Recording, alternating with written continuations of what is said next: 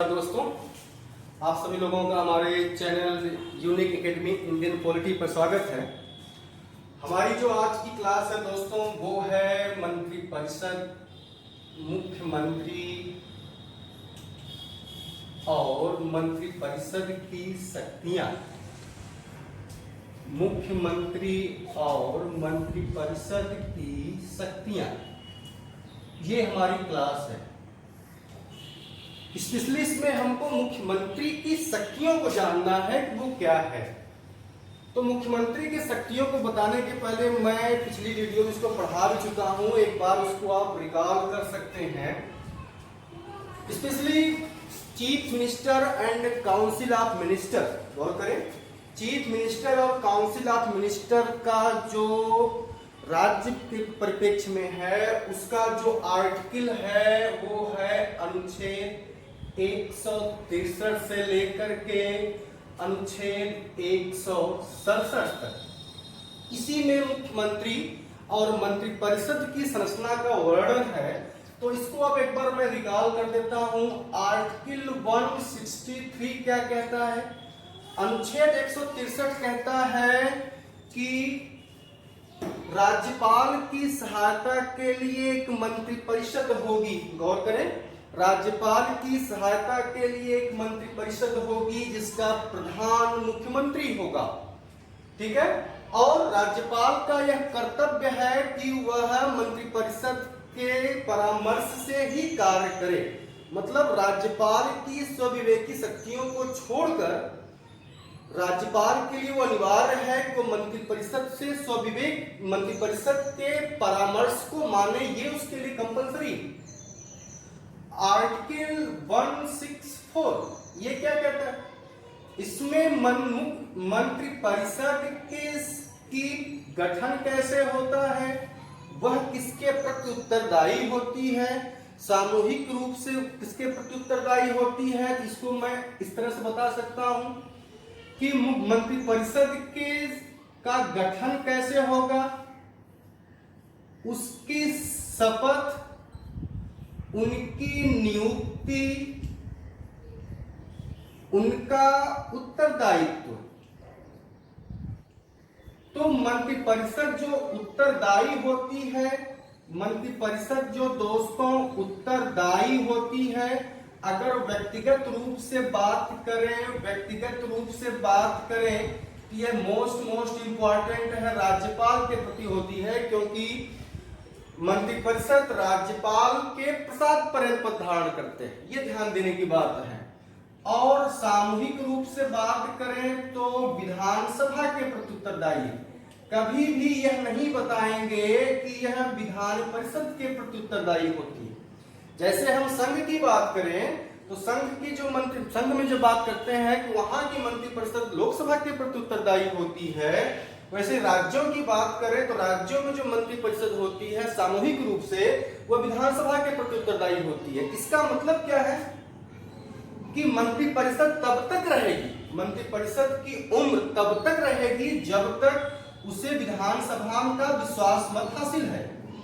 जहां मंत्रिपरिषद के प्रति विश्वास मत समाप्त हो गया, विधानसभा में उसके खिलाफ अगर अविश्वास का प्रस्ताव आ गया और यह अविश्वास का प्रस्ताव अगर पास हो गया तो मंत्रिपरिषद को तुरंत इस्तीफा देना होगा, मतलब समाप्त हो जाएगी। तो आपके एग्जाम में यहाँ एग्जामिनर बहुत पूछता है कि मंत्रिपरिषद किसके प्रति व्यक्तिगत रूप से उत्तरदायी होती है, तो वो राज्यपाल के प्रति होती है, और सामूहिक रूप से किसके प्रति उत्तरदायी होती है, वो विधानसभा के प्रति होती है। आगे आर्टिकल 165, इसमें क्या है? इसमें है राज्य का महाधिवक्ता। जैसे संघ में महान्यायवादी होता है आर्टिकल 76, वैसे यहां याद रखें कि राज्यों में 165 के अधीन राज्य का महाधिवक्ता होता है जो राज्य सरकार को राज्य के स्तर पर विधिक मामलों में सलाह देता है। अनुच्छेद 166 में राज्य की कार्यपालिका शक्ति का विस्तार है। कितने इन कार्यपालिका की शक्ति के विस्तार तक वहां की मुख्यमंत्री और मंत्रिपरिषद कार्य करता है। अनुच्छेद 167 ये आपके लिए एग्जाम के लिए इंपॉर्टेंट है और यहीं पर आपको हल्का सा ये मिलता है, मुख्यमंत्री के कार्यों का उल्लेख मिलता है। तो ये मुख्यमंत्री और मंत्रिपरिषद की संरचना मैंने पिछली वीडियो में बताया है, इसको मैंने यहाँ पर रिवाइज कर दिया। अब स्पेशली जो हमको पढ़ना है वह मुख्यमंत्री का कार्य क्या है, इसको मैं इरेज कर देता हूँ। अब आगे ये आप कॉपी पर पिछली वीडियो में बनाए हैं, फिर आप इसको रिकॉल कर लीजिएगा, डाउनलोड करके इसको लिख लीजिएगा, ये आपके एग्जाम के लिए इंपॉर्टेंट है। अब हमारा है कि पावर, मुख्यमंत्री की शक्तियां क्या है। तो इसको हम वैसे तो संविधान में इसकी चर्चा बहुत कम की गई, लेकिन उसका कार्य बड़ा व्यापक है और व्यापक किस कंडीशन में है, तो इसको हम एक टाइमलाइन पर बनाकर चले तो आपके लिए बताना बड़ा आसान हो जाएगा। वो इस तरह से, पहले मुख्यमंत्री का क्या, मंत्रिपरिषद के संबंध में, ठीक, मंत्रिपरिषद के संबंध में। दूसरा, मुख्यमंत्री का कार्य जो है राज्यपाल के संबंध में, राज्यपाल के साथ मुख्यमंत्री के कैसे संबंध लगते हैं। नंबर तीसरा, मंत्रिपरिषद के संबंध में, दूसरा राज्यपाल के संबंध में, तीसरा राज्य विधानमंडल के संबंध में।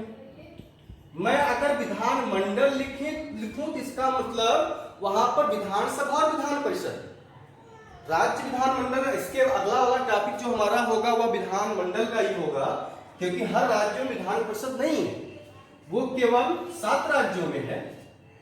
आगे मंत्रिपरिषद के संबंध में, राज्यपाल, विधानमंडल के संबंध में और उसके अन्य कार्य क्या है। यहां पर एग्जामिनर किसी भी state PCS public service commission के एग्जाम में अन्य कार्य से ही प्रश्न उठा देता है, तो ये आपके एग्जाम के लिए बड़ा इंपॉर्टेंट होगा। तो अब हम यहाँ बात करते हैं, नंबर 1 पॉइंट में चलते हैं। मंत्रिपरिषद के संबंध में मुख्यमंत्री का कार्य क्या है। पहला, मुख्यमंत्री जो है, मुख्यमंत्री मंत्रियों के मध्य, आप लिखते चलेंगे, मंत्रियों के मध्य विभागों का बंटवारा करता है।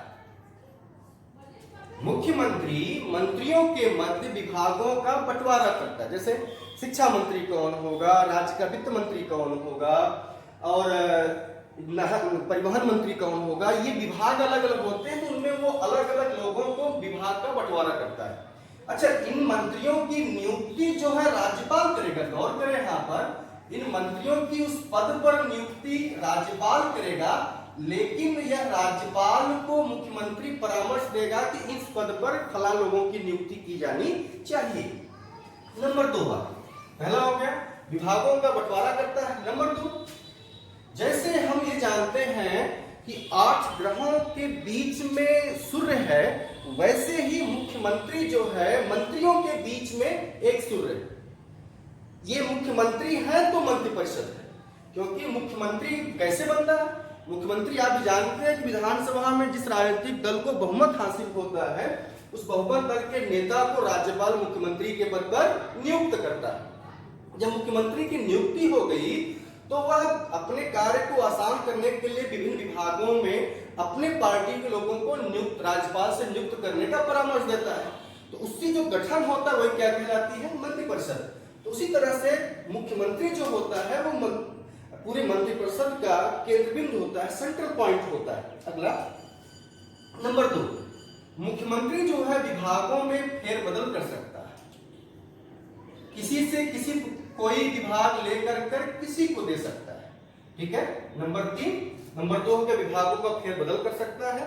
नंबर 3, किसी मंत्री को त्यागपत्र देने को कह सकता है। आप इसको लिख के चलेंगे, किसी मंत्री को त्यागपत्र देने को कह सकता है। नंबर 4, मंत्री को त्यागपत्र देने को कह सकता है। नंबर 4, मुख्यमंत्री जो है, मोस्ट इंपॉर्टेंट ये कर लेंगे, मुख्यमंत्री जो है मंत्रिपरिषद की बैठकों की अध्यक्षता करता है। तो ये मैंने मुख्यमंत्री के कार्य में मंत्रिपरिषद के साथ उसके कौन से कार्य हैं ये मैंने बता दिया आपको। अब हम आगे चलते हैं उसके राज्यपाल के साथ क्या संबंध है, राज्यपाल के संबंध में उसके क्या कार्य है। नंबर एक, मुख्यमंत्री, इसका आर्टिकल इंपॉर्टेंट हो जाएगा और मैं बता रहा हूं, मुख्यमंत्री राज्यपाल को, मुख्यमंत्री राज्यपाल को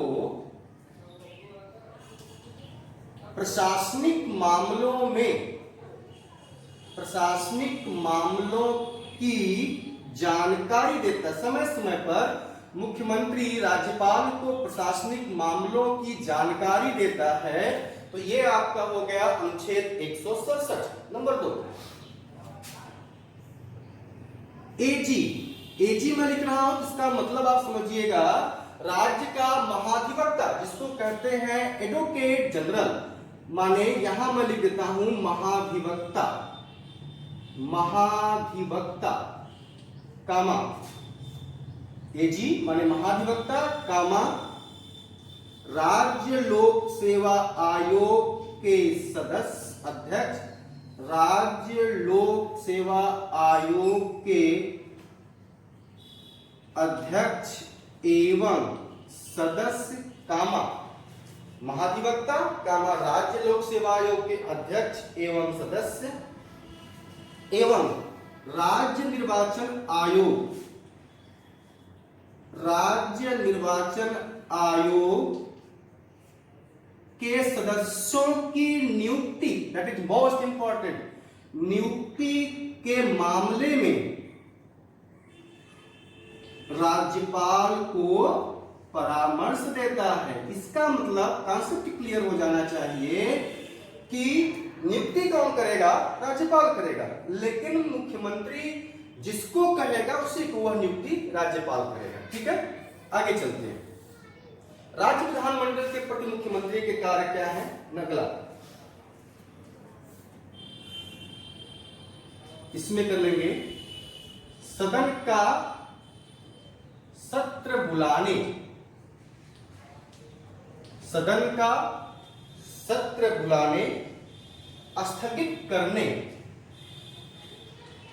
अब यहां पर बहुत इंपॉर्टेंट बात है, स्थगित करने की सलाह राज्यपाल को देता है।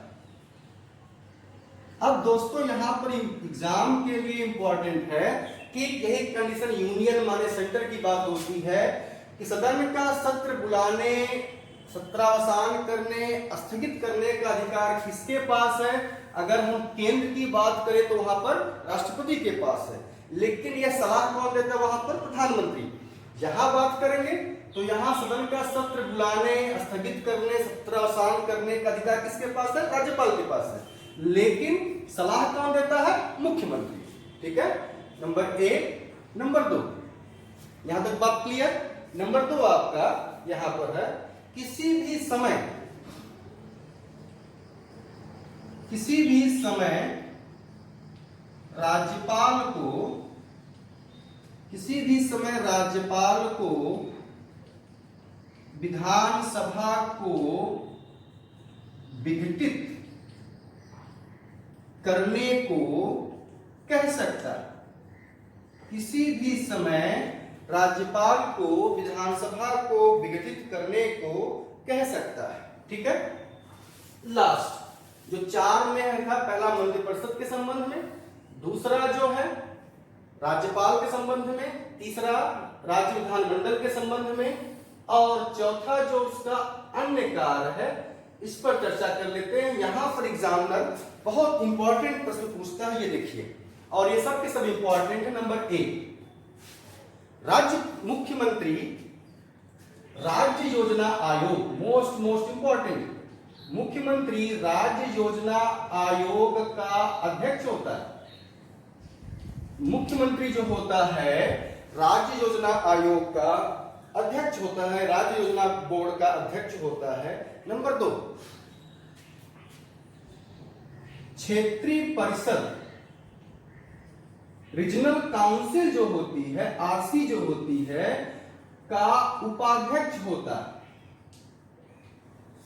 मुख्यमंत्री क्षेत्रीय परिषदों का उपाध्यक्ष होता है। यहां पर मैं बताना चाहता हूं कि जो क्षेत्रीय परिषदें होती हैं, ध्यान सुने, इसका जो अध्यक्ष होता है वह गृह मंत्री होता है। क्षेत्रीय परिषद का अध्यक्ष कौन होता है? गृह मंत्री होता है। लेकिन उपाध्यक्ष कौन होता है? उपाध्यक्ष कौन होता है? तो हर राज्य का मुख्यमंत्री होता है। यहां पर यह ध्यान देने की बात है कि इसमें जो मुख्यमंत्री का कार्यकाल होता है, यहां पर मुख्यमंत्री का कार्यकाल जो होता है वह 1 वर्ष होता है। 1 वर्ष मतलब ये आप ऐसे समझेंगे कि ये रोटेशन की प्रक्रिया द्वारा हर 1 वर्ष पर विभिन्न राज्यों के मुख्यमंत्री उपाध्यक्ष बनते रहते हैं।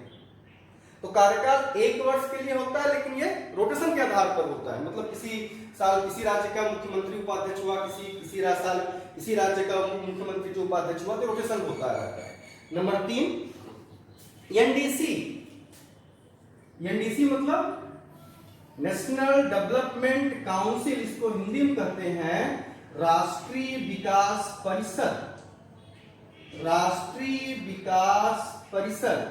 नंबर कामा अंतरराज्यीय परिषद कामा, पहला हो गया दोस्तों एनडीसी राष्ट्रीय विकास परिषद कामा अंतरराज्यीय परिषद, इसको आप बोलते हैं स्टेट काउंसिल, इसको बोलते हैं इंटर स्टेट काउंसिल, और इसका आर्टिकल है अनुच्छेद 263।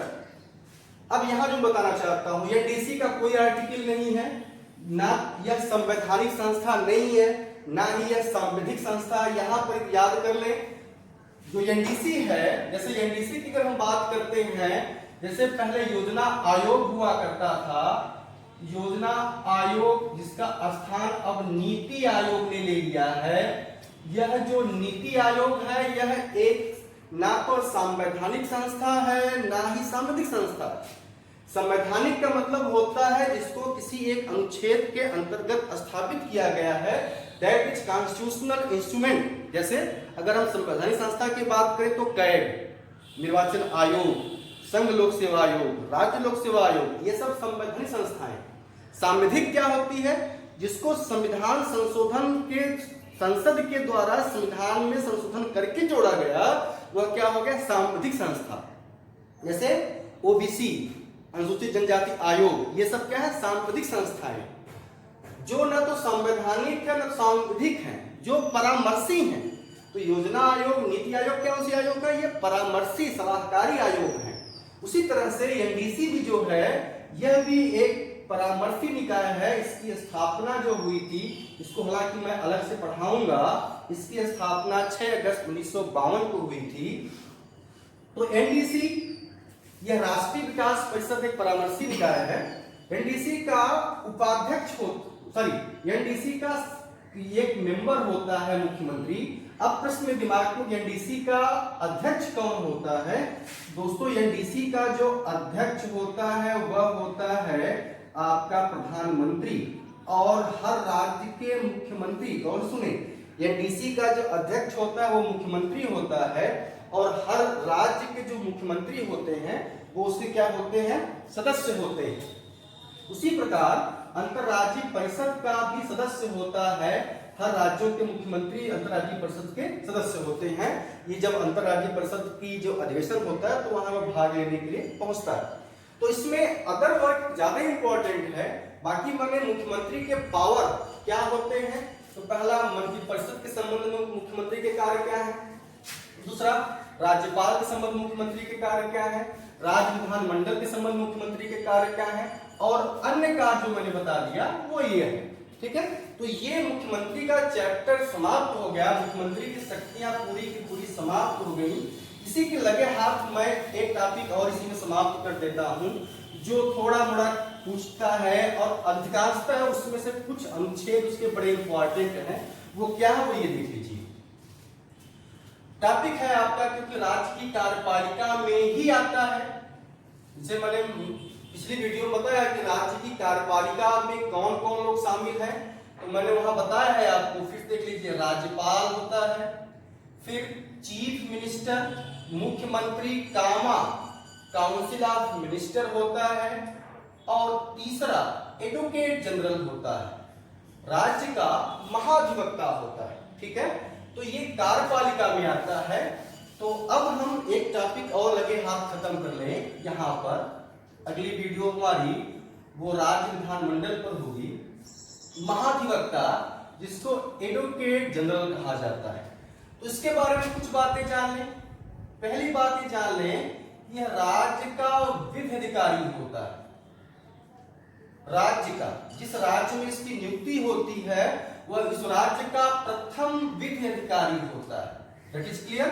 आगे इसका अनुच्छेद क्या है? 165। बहुत पूछा गया अनुच्छेद स्टेट पब्लिक सर्विस कमीशन के एग्जाम में। इसका अनुच्छेद अक्सर पूछ देता है कि राज्य महाधिवक्ता को किस अनुच्छेद में स्थापित किया गया है। तो अनुच्छेद 165। इसी में इसकी नियुक्ति की बात है। तो नियुक्ति की बात करें, नियुक्ति कौन करेगा दोस्तों? राज्यपाल करेगा। अभी मैंने बताया नियुक्ति कौन करेगा? राज्यपाल करेगा। लेकिन ये राज्यपाल जो नियुक्ति करेगा किसके परामर्श से करेगा? तो वह मुख्यमंत्री के परामर्श से करेगा। That is clear. इसका कार्यकाल देख लें। कार्यकाल जो है यह राज्यपाल के प्रसाद पर्यंत पद धारण करता है। इसका कोई कार्यकाल निश्चित नहीं होता है। यहां तक कॉन्सेप्ट क्लियर। राज्य का प्रथम विधि अधिकारी, नियुक्ति राज्यपाल करता है। कार्यकाल की बात करें तो प्रसाद पर्यंत पद धारण करता है।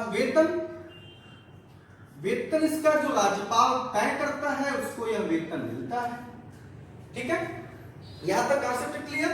आगे की बात चलते हैं। अब इसकी जो मोस्ट इंपॉर्टेंट है वो ये है कि महाधिवक्ता बनने के लिए योग्यता क्या होनी चाहिए। यहां एग्जाम में प्रश्न आते हैं, महाधिवक्ता बनने के लिए योग्यता क्या होनी चाहिए। तो नंबर 1 जो सबके लिए कॉमन है, क्या? भारत का नागरिक हो। नंबर 2, ध्यान से देखें, 2 कॉन्सेप्ट क्लियर होगा। राज्य का महाधिवक्ता बनने की वही योग्यता है जो उच्च न्यायालय का न्यायाधीश बनने की योग्यता है। राज्य का महाधिवक्ता बनने की वही योग्यता है जो उच्च न्यायालय का न्यायाधीश बनने की योग्यता है। तो उच्च न्यायालय का न्यायाधीश बनने की योग्यता क्या थी वो ये देख लीजिए। जैसे 10 वर्ष तक किसी न्यायिक पद पर रहा हो, या 10 वर्ष तक किसी न्यायिक पद पर रहा हो, या 10 वर्ष तक सर्वोच्च न्यायालय में 10 वर्ष तक उच्च न्यायालय में अधिवक्ता, हाईकोर्ट में वकील रहा हो। ऐसा दोनों में से कोई एक वो कंडीशन को फुलफिल करे, इनमें से कोई एक कंडीशन को फुलफिल करता है तो ऐसे व्यक्ति को राज्यपाल महाधिवक्ता के पद पर नियुक्त करता है। अब यहाँ पर जो आपके लिए इंपॉर्टेंट चीज ये है कि महाधिवक्ता की कार्य क्या है, महाधिवक्ता कौन से कार्य करता है, वो आपके लिए काफी इंपॉर्टेंट है। वो ये देख लेते हैं कि महाधिवक्ता का कार्य क्या है, वो ये देख लेते हैं हम लोग। तो महाधिवक्ता का कार्य देख लीजिए। कार्य में मैंने बता दिया आपको कि ये राज्य को माने राज्यपाल को विधिक मामलों में सलाह देता है। राज्यपाल को विधिक मामलों में सलाह देता है। नंबर 2 जो मोस्ट इंपॉर्टेंट इसमें और है कि महाधिवक्ता जो है, महाधिवक्ता इसको सदन की कार्यवाही में, बहुत इंपॉर्टेंट है, ये पूछा गया है वह कौन सा व्यक्ति है, वह कौन सा पद है जिसको सदन की कार्यवाहियों में बोलने का, अपने विचार रखने का, बैठने का अधिकार है लेकिन मत देने का अधिकार नहीं है। तो यही है महाधिवक्ता। नंबर 2 सदन की कार्यवाही में भाग लेने का अधिकार, कामा अपने विचार रखने का अधिकार, परंतु वह मत देने का अधिकार नहीं, देने का अधिकार नहीं। यही टॉपिक इसको खास बना देती है, मत देने का अधिकार नहीं है। क्यों नहीं है? इसलिए नहीं है कि जो महाधिवक्ता है यह राज्य विधानमंडल के किसी भी सदन का सदस्य नहीं है, और जो व्यक्ति किसी भी सदन का सदस्य नहीं है वह मतदान में भाग नहीं ले सकता। तो बस आज के लिए हमारा टॉपिक इतना ही। ये पूरा का पूरा मैंने शक्तियां समाप्त कर दिया। अगला जो टॉपिक हमारा जो होगा वह राज्य विधानमंडल पर होगा। आज के लिए बस इतना ही। आप लोग को हमारा ये क्लास पसंद आती है, सभी लोगों से निवेदन है कि चैनल हमारा लाइक, सब्सक्राइब और शेयर करें। धन्यवाद।